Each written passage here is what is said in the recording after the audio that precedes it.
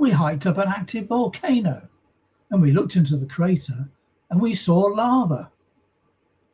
Dan's travel stories go way beyond the usual. Join us to see what happened next.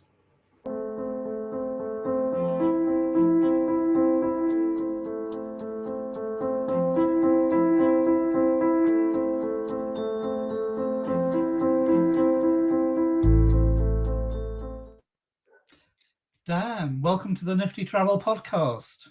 Hello, Alex. Great to be here. Thank you for the invite. No, you're most welcome. And I always like to start by asking about your earliest memories of travel. Wow. I think the earliest memories actually would have been just hearing stories from one of my grandfathers who was very well traveled, and he actually got started in World War II, and everyone was traveling. He was in his 30s, and I was the oldest grandson, and so he was sort of my second father, if you will. And anyway, so he told me about he wasn't on the front line, so I guess it was more glorious for him. But he was actually in England as part of the logistics and operations for D-Day, and then he got to he went into France once things were sort of calm, and even got to go into Paris a few days after the Nazis were kicked out. And so I heard all those romantic stories about Europe growing up, and then that would have been the beginnings of it. And then there was a lot of trips within the U.S. With my family that were sort of your typical beach holidays. Ah, fantastic. Well, it sounds like it gave you a cue for what you may be doing in the future, or did that sort of come much later? Well, I think it did. I think, looking back, my friends growing up, really, it wasn't on their radar. They just hadn't had that anyone open their imagination, I suppose. And so I'm really fortunate, and hats off to my grandfather for doing that. And I think I think that was, I think it certainly was probably part of the evolution. And then my mother also was very much, my mother's actually an educational psychologist, and she was very much into the work of various people, but Scott Peck was one guy that she talked to us about, and Joseph Campbell, the whole idea of the great journey of the story theme of going out of your known area and encountering the dragon and whatever it is, the obstacles and that kind of stuff. So all of that was somehow stuck in my subconscious, I suppose, and so here we are. Yeah, absolutely. Now, one of the things you mentioned before you got into travel the way you love to travel today is that you mentioned that you had the life in the corporate world. So was that both a blessing in disguise? You had to see what you didn't want before you could see what you did want? That's a great question also. And yeah, I think it was. I could see, the corporate world gave me more structure than I had, probably naturally a little less structured, and so that was good for me to sort of learn to put things in certain places and organize. The difference between the marketing side and the operations side and the back office and the front office and that sort of stuff. And so yeah, it was. And then once I was able to I'd adapted and learned that what I needed to learn there, it began to feel a little bit stifling, and so that led me to kind of transition into travel initially with one of the cruise liners. So I went down to Miami and had a year with one of the cruise liners, and to sort of test the waters, if you will. Yes, and a nice part of the US to try it out. So one of Yes. your first major adventures was to into South America. So how did that come about? Well, when that it just lined up, as someone, I think someone once said, when you decide you want to go in a direction, sometimes, whether it's, the universe or God or whatever's out there sort of gives you I think gives you opportunities, and you have to just see them. And so, getting out of that comfort zone, the corporate job was very comfortable, it was financially, it was fine, and all of that. And but going down to Miami was was a new adventure, and I had to start over. And I knew one person when I went down there, and so that led me, I guess, to open my mind and meet more people. And among those people, what I found was people from, families from South America would come up to Miami and do the cruises on occasion. And I found, wow, those were interesting people. And so I did have a bit of Spanish at the time, and so I decided, I'm going to talk to these people and I'll try Spanish. And a lot of them actually were very educated and spoke English probably better than I do now. So the Spanish wasn't as necessary, but that's how I ended up going to South America, is just from making some friends in Miami, and they having some invitations and getting encouragement to do that. So I always wanted to see the Inca civilization and, in Machu Picchu in Peru. And while I was down there, I decided to go ahead and, spend, the idea was 6 months with the backpack. The thing is, Alex, I like to eat well and I like good wine. And so the budget I had did not nearly last for 6 months. It was about little over 2 months. And it was time to either go back to the job in the States or start doing something there. And so that's what I did. I decided to stay and do a year there, which became 2 years. And that really helped me get my Spanish to a very high level, and also was able to travel more, especially in Argentina and Chile. Yeah, well, you mentioned 3 countries, so it sounds like you traveled quite extensively in all 3. Yeah, I would say fairly extensively. Argentina is quite big, as you know, and Chile is just thin, very thin, right? But very, very long, very, very long. And so I was able to get up to the Atacama Desert in the north of Chile, and I was based in Santiago mostly, and then I was able to get down south into the big national parks and see some of the glaciers, and do a little small cruise there. And there are also a number of beautiful islands. There's one called Chiloé that's in the south of Chile that's very, very interesting. Another memory, and if anyone is going to Chile, you might check out there's a beautiful natural volcanic region south of, not too far from Santiago, but you could go and check that out as well. And we were able to hike up to the top of a volcano, an active volcano, but semi-active, I guess is the word, but because you could look into the crater and see the lava, down below.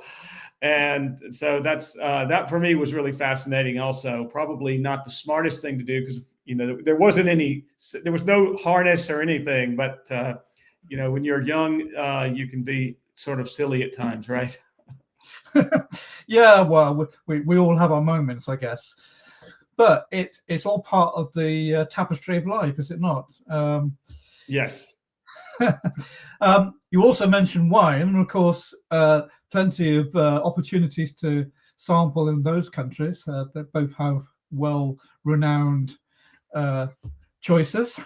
Yes, absolutely, absolutely. And I was real fortunate there also, because what I did in Chile, just to go ahead and finance myself, was what most the easy thing, you either work, you're working as an English teacher, and so I realized I wasn't patient enough for the kids at the time, and so I was doing that with some of the international businesses there, and fortunately, I was able. I then was someone connected me with one of the wineries, and I was able to strike a deal with them, and was working quite a lot with one of the wineries and coaching some of their executives and helping them develop presentations in English and things like that. So that was really a real great opportunity. And they also, of course, gave me wine for since we got on well. And I remember for Christmas they sent me a nice box of 6 wonderful bottles of wine. And I liked wine before, but I didn't love it until then, because I hadn't had that quality of wine before. And then I realized, oh my gosh, now I'm understanding why, some people are really crazy about wine. And then why a lot of people think, oh, it's okay.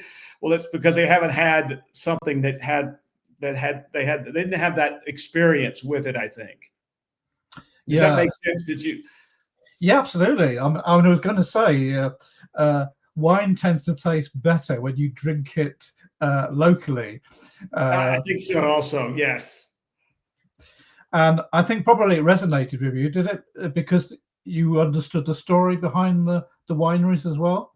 Yeah, I think it did help. You could see how hard they worked. Even though I was dealing with executives, we would still, talk about the winemaking process, and we would go out and about. They showed me the whole winery, and we talked about it because they also needed to receive visitors, and sort of host the visitor and give them a site visit or a tour around their property. So we actually did that, and I was able to see the wine harvest, and just dozens and dozens of people working from dawn to dusk.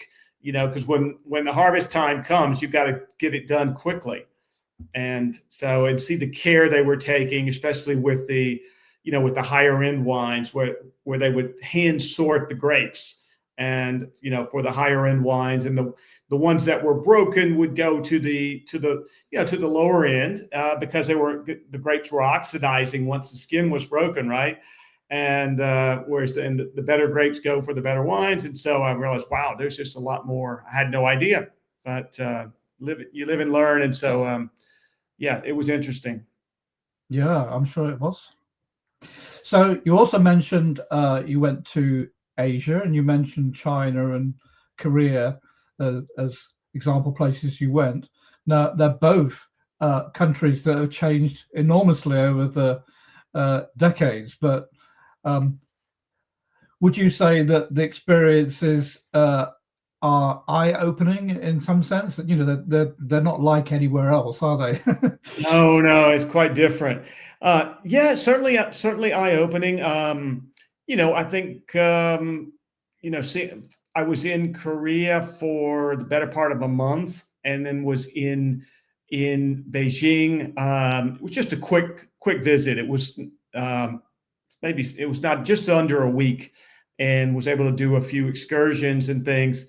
And I guess it was just before the Olympics, actually, in Beijing, there in China. And so the pace and the enormous construction projects that were going on, and the gigantic motorways and highways, maybe it was 8 or 10 lanes across. I've seen that in Los Angeles, but it's not very common. I hadn't seen that anywhere else. Around New York, but a little bit also. But I didn't expect that scale, but it was quite impressive. And then I remember going to Tiananmen Square and going to the palace, and which is still quite historic.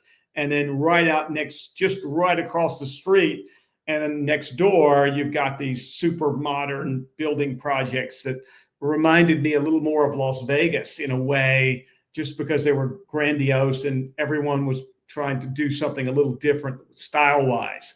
But then you had the height of of some of the buildings in Manhattan or something like that. So yeah, and also on a little bit smaller scale, but not much, was the capital of Korea. So yeah, very, very, very different, but also fascinating to visit. Yeah, absolutely. I was going to ask briefly about, they all say you can see the Great Wall of China from space. So what's it like to stand on it? Yeah, great point. Great point. Well, it was wider than I'd expected because being in Europe, and as an American, we don't have really castles, right? Obviously with the age of our country, we didn't have the medieval period from as the current United States start. So I expected to be thinner, and if you go to the top of a castle in the UK, I'm sure it's probably enough space for one or two people to walk by, perhaps. But this was quite a bit larger than that. I mean, I think it was large enough so you could drive a horse and buggy or a cart and move things around, whether it was food or weapons or something like that. So it was certainly bigger than that. Yeah, bigger than I expected. And then the terrain, they had to adapt it, of course. And I'm embarrassed to say I have not been to Hadrian's Wall that you have. I don't know how far you are from Hadrian's Wall, but I'd like to compare that one day. So that's on my list. We'll get the Chinese to build it for us. Yeah. So you also mentioned touring Italy, but really touring the World War II sites. So you've already mentioned your grandfather. So were you, in a sense, following in his footsteps? Well, in a way, maybe a bit. I wasn't obsessing with the World War II because I was with my future wife, actually, and she was not, who was Spanish, and she was not really interested in the battlefields or anything like that. But we were able to see, whether it was see a bit of Sicily, see a bit of southern Italy, and then we also gravitated to some of the historic highlights, whether especially Pompeii. We both found that really fascinating, and so Roman history is something we both enjoy reading about and talking about, and then a lot of people don't know. In southern Spain, actually, two of the Roman emperors were born there. That, in fact, Hadrian, we mentioned earlier, was actually born in southern Spain, as was Trajan, and so those were two monumental figures historically. So. Yeah. Well, I think you highlight the importance of history. Would you say there's a very close link to the art of travel? I think there can be. I think it makes it just a lot deeper. And if you know a bit of the history and you can connect that to your own travel story. So yeah, I think so. And stories are very important. Do you see yourself as a storyteller when you organize trips for other people? It's something we would like to see ourselves that way. It's hard to sometimes make it tangible because you don't always know what the story is going to become. But I think, Alex, that the best thing that we can do is try to two things: is try to make sure that every day that we plan for people only involves activities that they're actually interested in, and not ever stick people with what we call in the States a cookie cutter trip, where you're just plugging because it's easier to sell and there's not much work involved in a cookie cutter trip. You just give everyone the same thing, right? But when you're doing the custom design, you're trying to make it actually fit the person. You have to start off with a conversation and actually listen to people and get to know them and ask questions and sort of interview like you're doing here. And And so it is more challenging, but I think it's the other aspect, the other half of it is just taking the stress out of it. Because, if you're traveling to a new country for the first time and you don't know the language, especially, you don't know exactly some of the cultural quirks, and and someone has to be in charge of making sure that everything's happening on time. Otherwise, especially in Southern Europe, things won't necessarily go well.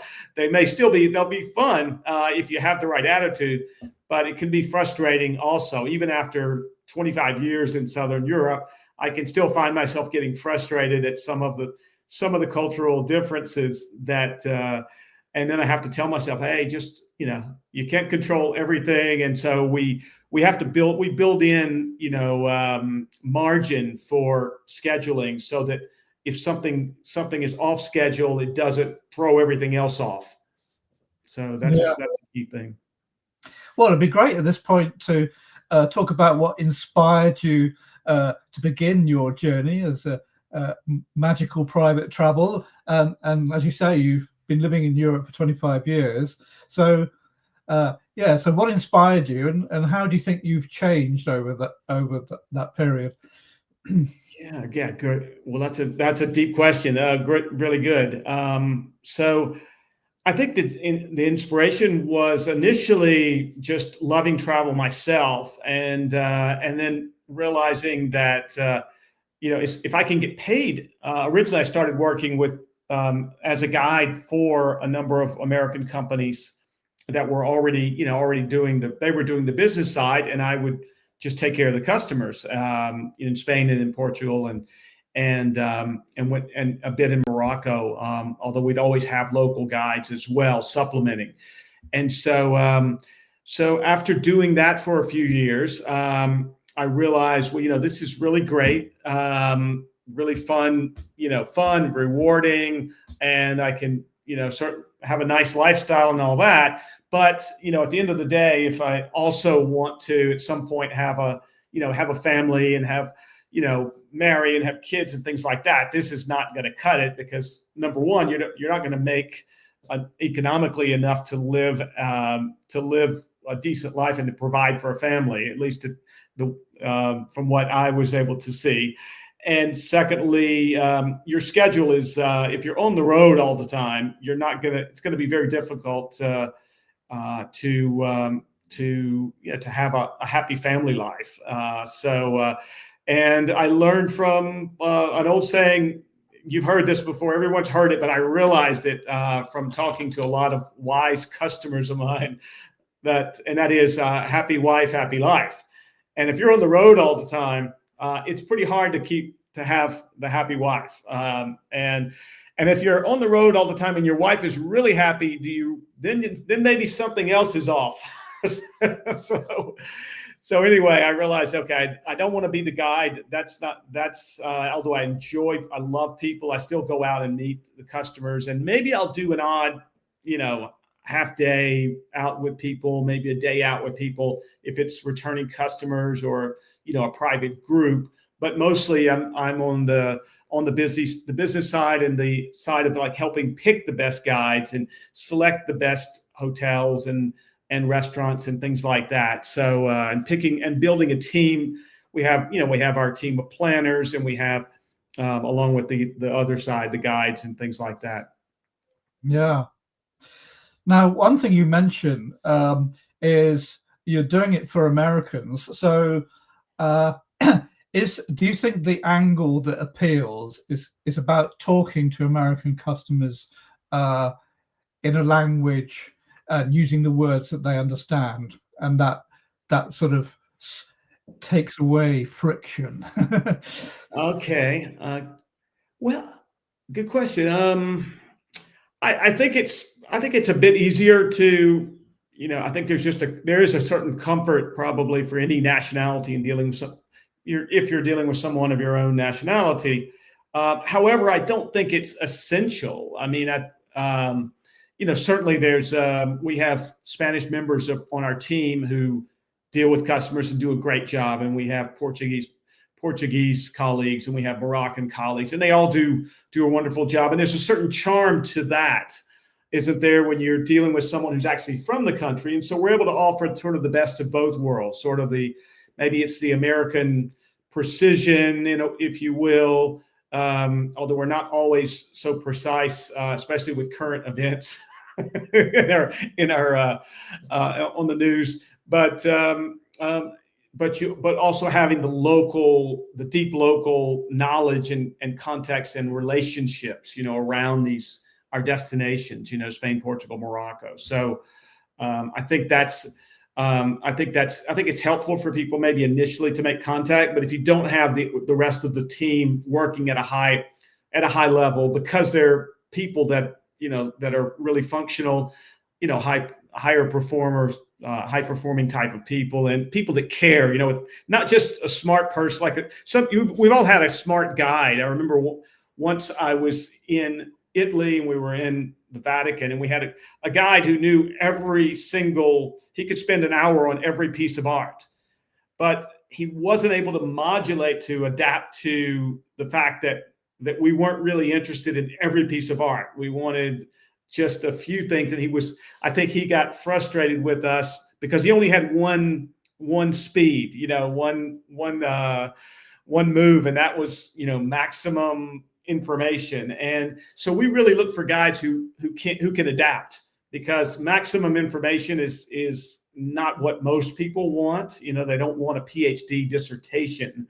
They actually like having a conversation and having a guide that can be relatable to people and can meet them where they're at without being condescending, and without and being able to go up to the higher level when you do have customers that have that higher level. Of course, we have customers that have maybe master's degrees or even doctorates in art history, and they want to go into the life of Velázquez or the difficulties of Goya's dark period, if you will, things like that.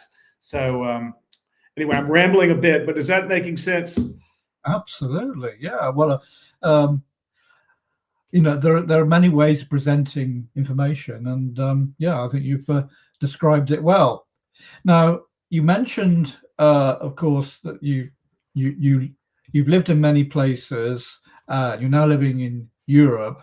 How would you say living in a place has changed your perspective of the places that you've chosen to live in? Yeah, well, I guess living in different places, I think the long and short of it is, I think every place has truly, advantages and disadvantages. And I think it helps, for example, being in Southern Europe, I find one of the big advantages is there's a lot of amazing, getting good food is easier to get than it is in the States, for example.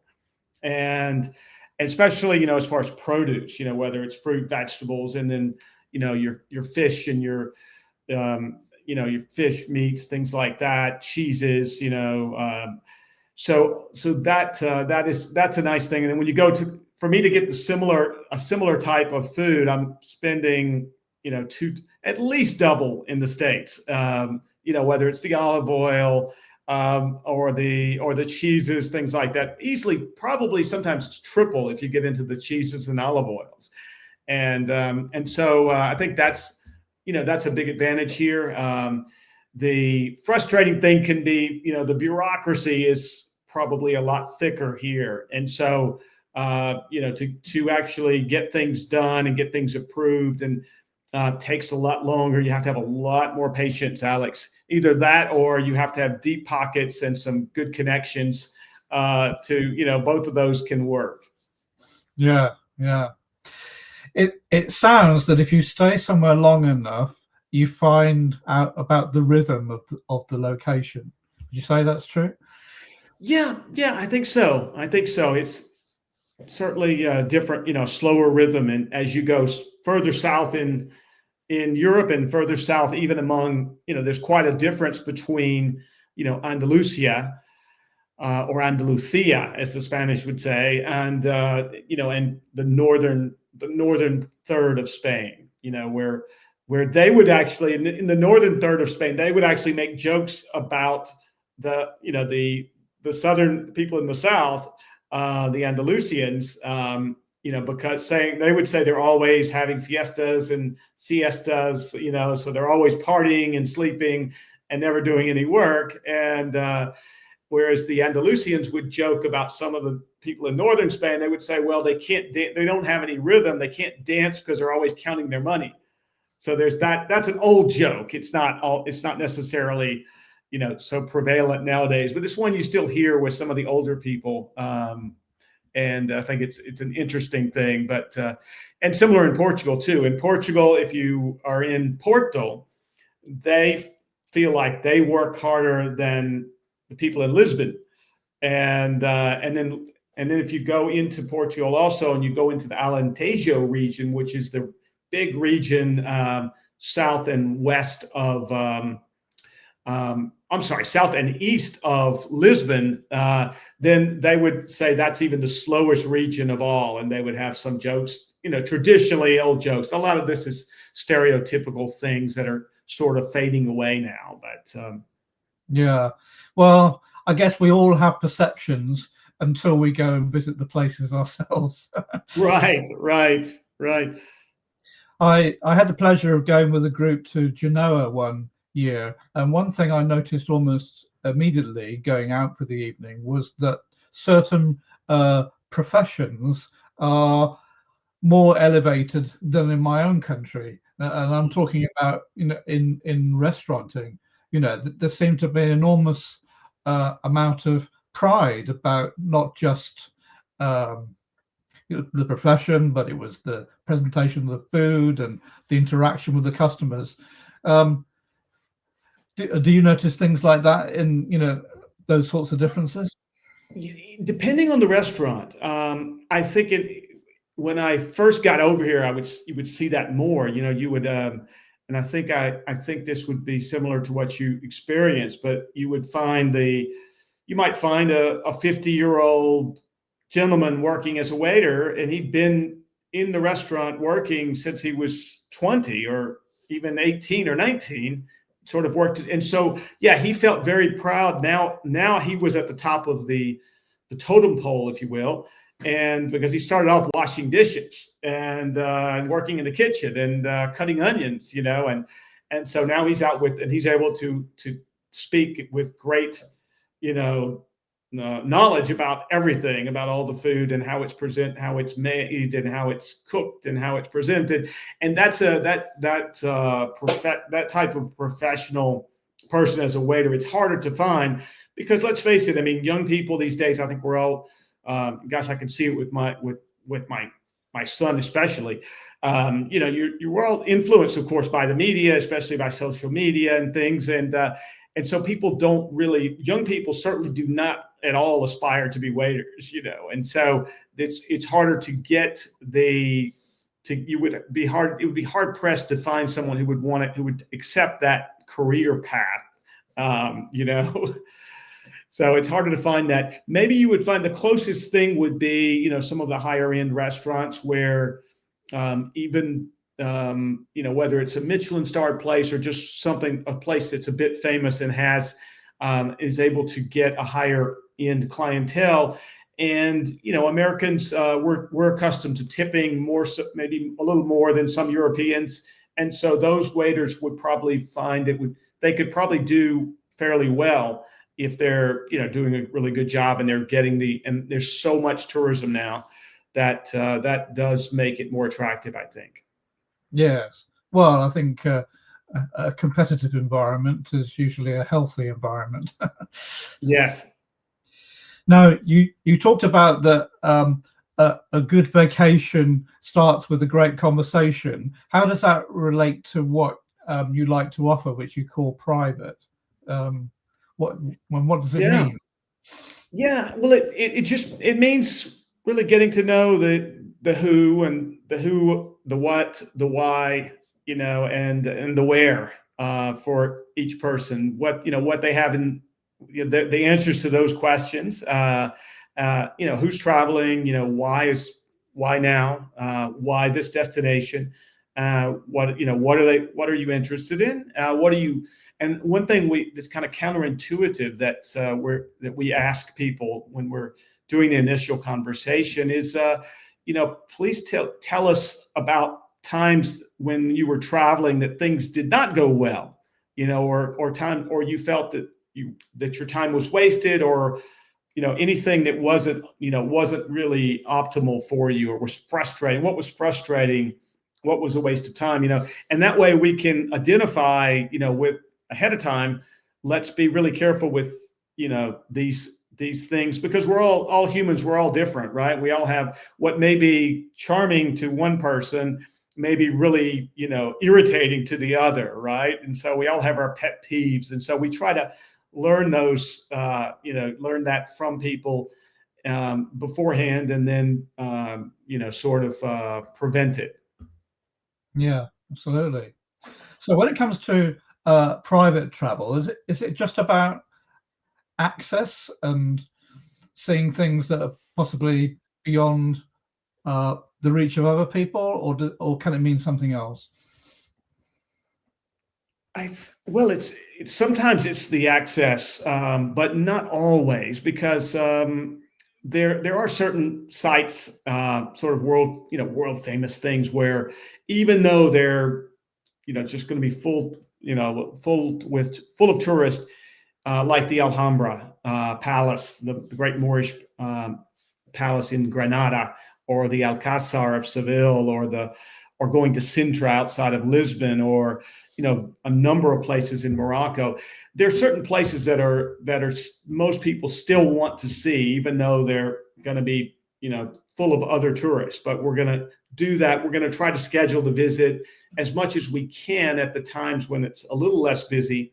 And of course, they're going to be with a private local guide who can often skip the lines. And Alex, I have to say, this brings up a joke. If you go online and you look to buy tickets, if you're planning your own trip, you'll be faced with probably a page or two full of Google results saying skip the line ticket, skip the line ticket, skip the line ticket, skip the line. So if we think about it logically, we can realize it's impossible for everybody to skip the line. So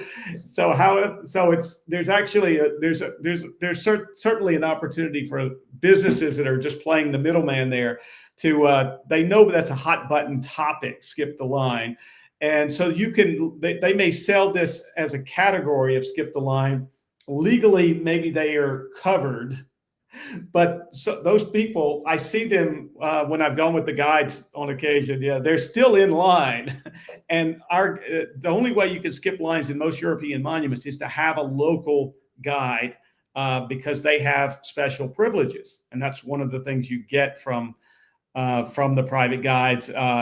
And they have to be licensed, and that's another thing to be careful about. Is there's some very good guides who are not licensed, but they can't take you into the monuments. And if they do, they can get, hauled out by the police, and that would be an unpleasant tour to be on, I think. Yeah, probably. Now you talk a bit about the importance of vetting experiences and establishing trust. Is that something, do you think, that travelers just assume will happen, or do some travelers emphasize the importance of knowing what they're going to get before they get it? I think it depends. There some people are more detail oriented and want to know as much literally as possible about everything before they will confirm the trip and book it. And others are going to be really, really busy executives, whether they're, maybe they're medical doctors, attorneys, or, executives of some sort, or business owners, and they're really busy, and they're more or less accustomed to hiring good people and then trusting them to do a good job. And of course, they look at our independent reviews and things like that, and they can see, what the reviews say, and so so it really varies with the person. Yeah, absolutely. So do you think the outlook of travelers is changing? Everybody said, oh, when we were all locked up 6 years ago and we were all forced to stay home for a bit, there was a recovery period, and people definitely thought people's traveling habits changed, at least for a while. Do you think these have changed permanently and people are looking for different kinds of experiences, or is there still an element of people, humans are very good at habits, aren't they? Some people will change and some people might slip back to what they did before. How's it been for you? Yeah, good question. I think talking to our customers, a lot of them initially after the whole pandemic thing were just so anxious to get out that they booked a number of trips and traveled more than before abroad and doing new and different things with their favorite people. My sense now is that there's still that element to that impulse, but it's also been more grounded to a lot. I'm seeing people doing maybe slowing down the pace a bit. So maybe that means they're traveling. They may travel internationally one year, the next year maybe they're doing a cruise in the Caribbean or doing something in Mexico or doing something in within the U.S. And then also on the other side, people are realizing that when you try to do once you decide to do Spain, or which is actually 1.7 times larger than Italy, if you try to see everything, you're going to spend a significant amount of your vacation in transit, and it's going to be a lot of packing and unpacking and maybe not the most optimal way. And I always tell people, think about this. A lot of Americans will go to Italy, and they will do regional trips, and maybe they'll go 3, 4, 5, 6 times or more, and doing regions, and maybe they're in and out of Rome or something like that, but they're going at a slower pace and they're able to enjoy, kind of adapt, kind of feel the rhythm of the local life a little more, and actually have a sense of being revitalized and not being rushed around so much. So is that making sense? Yes, absolutely. So, but one of the things I get to hear about more and more is that people are looking for an experience. It's kind of it might be an overused term. Maybe they know what they want, maybe they don't know what they want. And I think you hinted at one kind of person about, time is not something they have a great deal of. Do you find anybody that says the experience is more important than the destination? The experience is. I don't think I've never heard anyone say it outwardly. I think maybe there may be maybe looking back at a trip. I think we've all had that experience of what we maybe our memories are going to be around doing oftentimes doing something new, especially with our favorite people for the first time. And assuming that new thing is something obviously positive and interesting, and attractive. It's not, being locked up in a in a castle dungeon or something. That would be an experience, Alex. But assuming it was something positive, I think that, and especially if there's a component of tradition and authenticity around it, whether it's meeting the cheesemaker in the village, or and seeing their process, and how they know the farmer that has the best herbs that go into on top of their cheeses, something like that. I remember that was something I found really fascinating the first time that I actually saw had that experience many years ago. So that kind of leans into what I was going to ask about next, about the importance of giving people local experiences. Do you think that is something people really like when they have something that's, really, it might even be a one-off? Do you think that people really like that sort of approach? Again, it would depend on the person, but I think people who are already well traveled and they've maybe done done a few of the package tours, or they've just been doing tours on the self-booked tours, do it yourself type travel, and they've been stuck in those long lines, and they've realized how much time they wasted, and then maybe at the end of the day they got back home and they realized, well, I saw the Eiffel Tower and we stood in that line for hours and hours, and we went to a few nice restaurants, and we went to we went to the Louvre and to the art museum or whatever other art museums, or we went to Versailles, and but what do we actually experience that's connected to the place? What is did we actually experience something timeless? The essence of the place. And I think that's where, if you can find these experiences, like I was mentioning, the cheesemaker, it could also might be, going to visit a guitar maker in Cordoba, his family's been making guitars for generations, and seeing the meticulousness of the care this guy makes. And he's sold his guitars to people all over the world, including, famous musicians of all sorts who have, I think he told me he had at least, 50 plus professional musicians who have his guitar, and they're not all guitar players, at least out publicly, but a lot of musicians are, multi instrument people.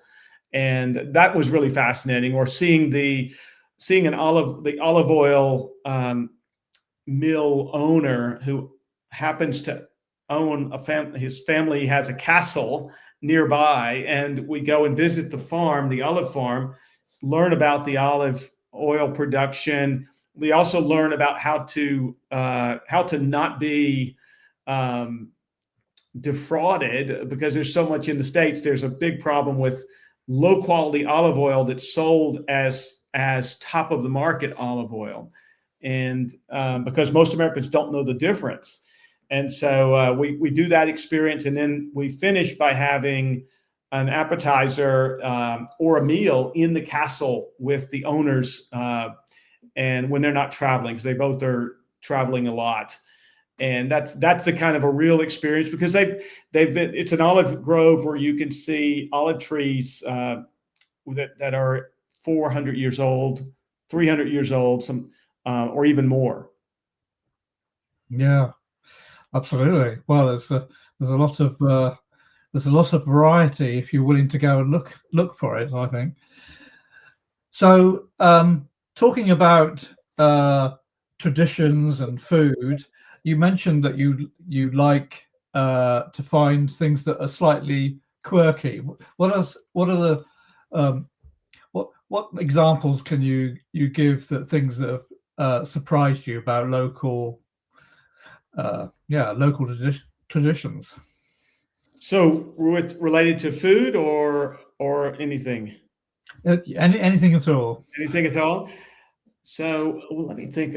Well, one was in Morocco, in the amazing imperial city of Fez, which is Fez,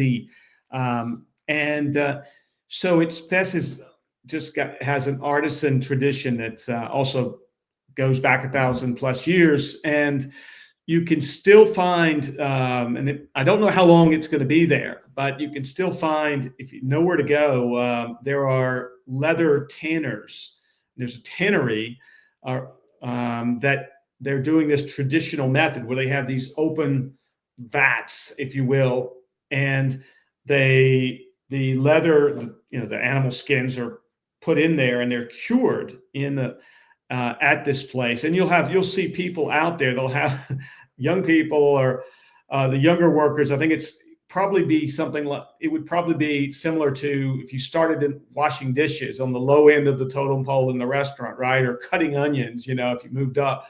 So if you were at the tannery, you'd be starting by going out there and you're standing in this tanning solution and stomping or walking on the skins. I remember seeing that, and I think I think these young guys were thankfully not out there all the time, but I think it was part of their process.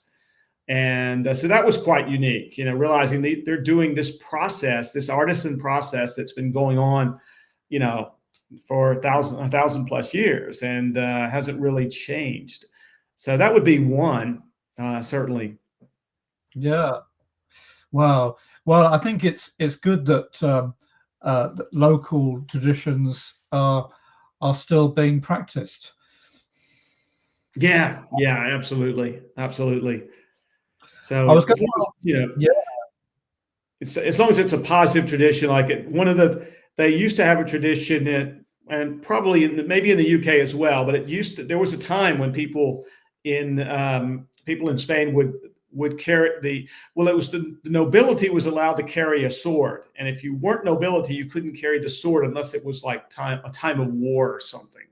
And so that also led to the idea, and there was the idea also of the honor of the family name. So if someone insulted you, you had the right to challenge them and to a fight to the death, right on the street with the sword, that kind of stuff. And so I think that's a kind of tradition I'm glad is not around, but it's interesting to think about, So and I try not to insult people anyway, because I'm glad if I did insult someone, I'm glad they don't have the right to pull the sword out and run me through with it. Absolutely. I don't think anybody want that. So now on my visits to the States, I do notice in several places that Americans do like partaking in coffee. So how does the experience compare when you want coffee in Europe? Great question. And I'm a big coffee fan myself. So I think a simple way to look at it is in the States, because of the Starbucks, I think, and other related similar business concepts, which basically is, you take a product that used to be $1, and now you juice it up a little bit with a bunch of artificial ingredients, and then you sell it for $5 or $10, or I think it's getting close to $10 depending on what you order.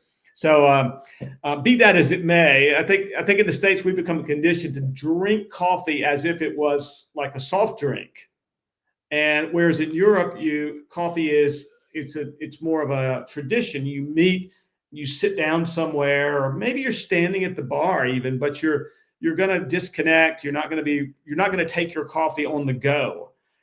You don't have that. You can find the to-go cups, as we say in the States, now because Americans ask for it, and probably some other Europeans ask for it. But traditionally, when I got to Spain, there was nobody walking around unless they were coming out of a McDonald's. They might have a soft drink or something, but now you will see people coming out of the Starbucks that are, well placed, around the cities and things.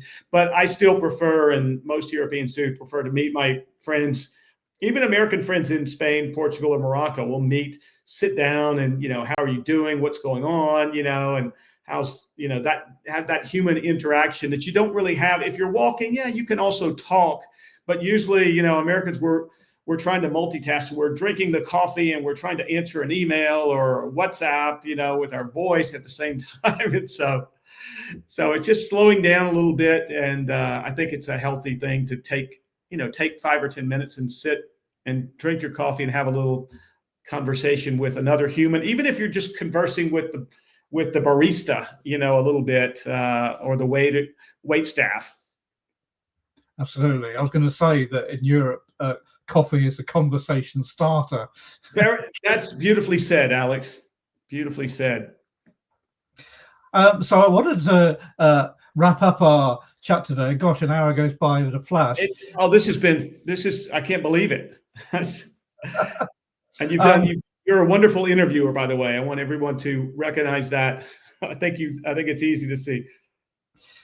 So I just wanted to wrap up by asking you about how do you think the future is going to play out in travel, and what would you personally like to see? Yeah, that's a $100,000 or $100 million question probably. So my crystal ball is a little foggy, but my instinct is, we're obviously things are with the with AI, we're seeing, more automation of everything, right? And so I think, that's going to impact the travel industry.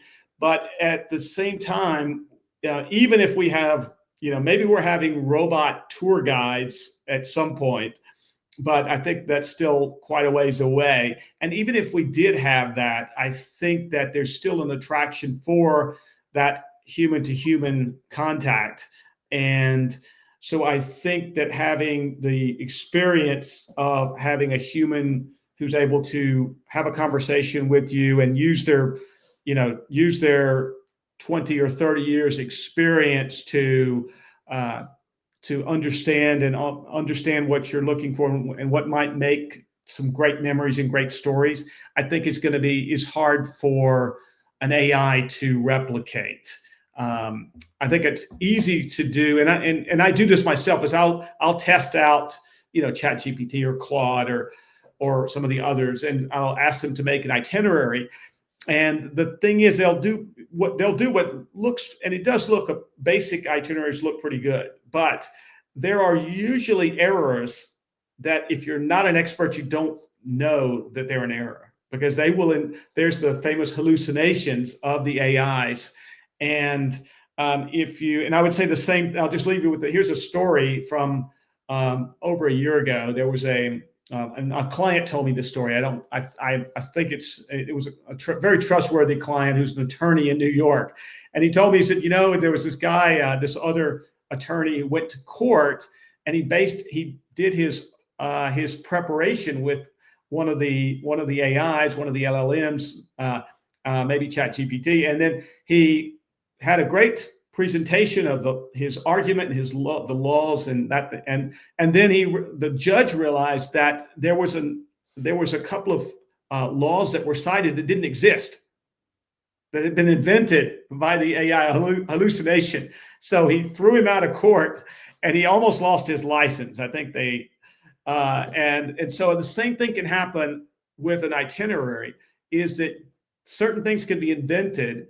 And you may not know, for example, that whatever wonderful sounding thing on the itinerary is actually impossible, or it's not available, or it's not normally available unless you know the person and can, for example, the olive oil mill and farm owner, he's not on the internet.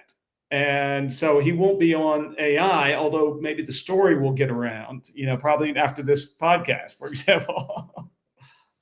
Oh, well, hopefully his life is going to change enormously after today. Yes. Well done. It's been absolutely amazing having a chat to you. I feel like we traveled the whole world in 60 minutes. And, yes, it's been brilliant to speak with you, and thanks for the insightful and fascinating questions. You've actually created some or maybe rekindled some old memories that I had somewhere in the back of my mind. Well, we should never forget our journeys. We like to plan the journeys, and we obviously like to play out things in real time, but we should never forget what we've done before, because that's they're like building blocks, aren't they? Everything we've done before. Absolutely.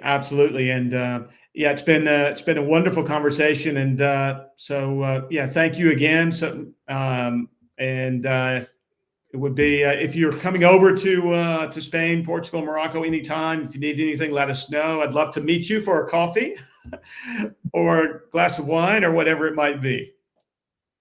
Right. Well, thank you for the invitation, and Yeah, thank you it would be my pleasure.